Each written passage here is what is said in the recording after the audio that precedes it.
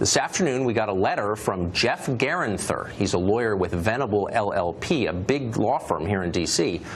The letter demands that this show, quote, immediately cease and desist disseminating false and misleading reports about Mr. Pedesta and the Pedesta Group.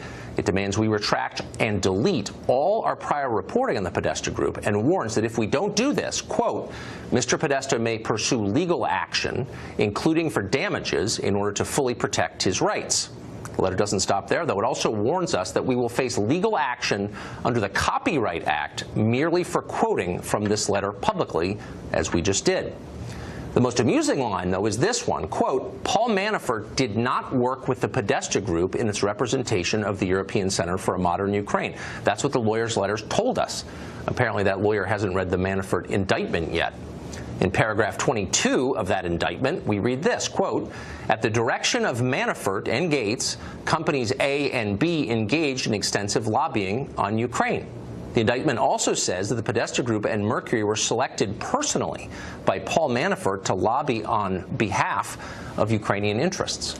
So if John Podesta's legal team has a complaint, it's not with us, it's with the Department of Justice in the Mueller investigation.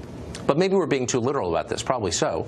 Podesta's lawyer wasn't trying to inform us of anything, but to threaten us, to shut down our reporting on his client. One lawyer we talked to earlier today said the Podesta people have used this tactic with others before. It's common. It's an effort to use fear to control press coverage. We're not intimidated. We have ample evidence from Mueller's indictment, a number of confidential sources, to paint a pretty clear picture of exactly what the Pedesta Group was doing for years here in Washington. We'll let the facts speak for themselves. And we're confident the Mueller investigation will be revealing a lot more about Tony Pedesta's lobbying practices in the near future. In the meantime, if you're looking for a summary of all of this, here's the one-sentence cliff note to the whole affair. The chairman of one major presidential campaign colluded with the brother of the chairman of the other major presidential campaign to enrich themselves by secretly advancing the interests of a foreign adversary. That happened. That's the swamp they told you needed to be drained.